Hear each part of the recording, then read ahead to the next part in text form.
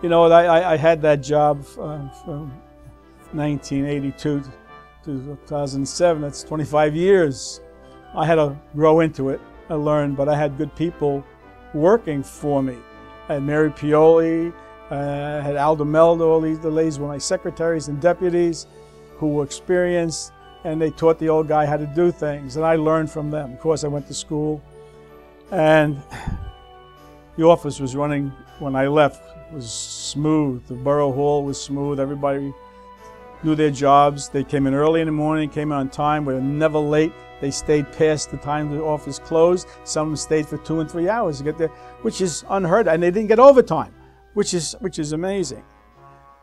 Well, 2 years ago, they didn't reappoint the clerk who took my place, Eileen Cohen, who I trained, great lady. They did away with her deputy, was Lizette Duffy, who is now the present acting clerk, another great person, and put in a former politician from Palisades Park, the former mayor, very nice lady, loved her very much, sweetheart, didn't know the job, he was inexperienced, and when they put her in, they didn't have a transition. What you normally do is you tell the person who's going to be leaving, say, we're going to be replacing you, which is their right. It's perfectly legit, no problem with that. But you sit down for a month, say, and you make a diary. In Jan, this has to be done. February, this has to be done. Go on. This is all the things that have to be done in the office over the next year. They didn't do it. So the new person not only didn't have a clue, they never replaced the deputy or her assistant to give her a hand. The job was overwhelming. The people don't understand. The municipal clerk is not somebody's secretary. They're a statutory position in the state of New Jersey. It's 4 pages long, all their duties, one after the other in the statutes. 48-9, 165, if anybody wants to go look it up. But anyway, there's a lot of work to be done. So you can't be answering the phone all day long. You can't be dealing with the window with people coming in. You have to have your minutes done. You have to have all of the contracts that have to be taken care of have to be done. This is a very, very sensitive area. You take care of liquor licenses, which we have 8. What has happened over there, I noticed, I saw at the meetings, there were no minutes. They have to have minutes. The statutes require you have minutes. The whole 2011, there were no minutes. Liquor licenses never made it down to the state of New Jersey Alcoholic Beverage Commission for renewal. Some of our restaurants were operating without having a renewed license, which is another thing that's illegal.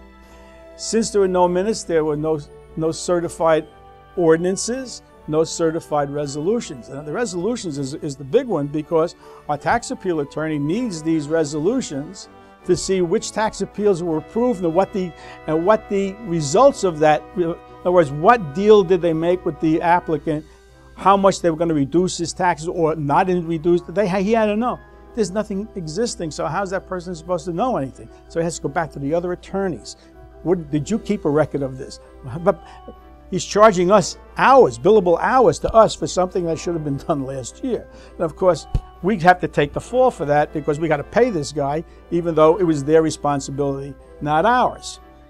One of the big things I saw was that they did not publish or request bids for the scavenger contract until it was way past the time it should have been put out, which means that on November 14th of 2011, when the new contract should have been issued to whomever, there was no paperwork, no specs, no nothing. When they finally did put the specs out, they did not follow state specifications. Again, the attorney who didn't know the job as well as he should have, or his assistants, whoever didn't look it up properly, they had to be rejected again, because the bidders, when they saw them and said there was something wrong, so by that time it was now January, so their attorney was gone, new attorney came in, who did garbage contracts with me many times. 1, 2, 3, we put them all together like they should be, and we finally, this past summer, adopted and hired a new scavenger. Now, but they said, well, your garbage was picked up. Yeah, it was picked up, But in the interim, from November to this June, which is December, January, February, March, April, May, June, 7 months, the former scavenger was charging us $23,000 a month to pick up the garbage twice a week at everybody's home. The new contract, if it had been done last November, only called for $16,000 a month. That's a difference of $7,000 over 7 months, $49,000 we had to pay out that we shouldn't have had to pay out. So you have all of these little things, and there are quite a few more, which I don't even want to go into, that weren't done.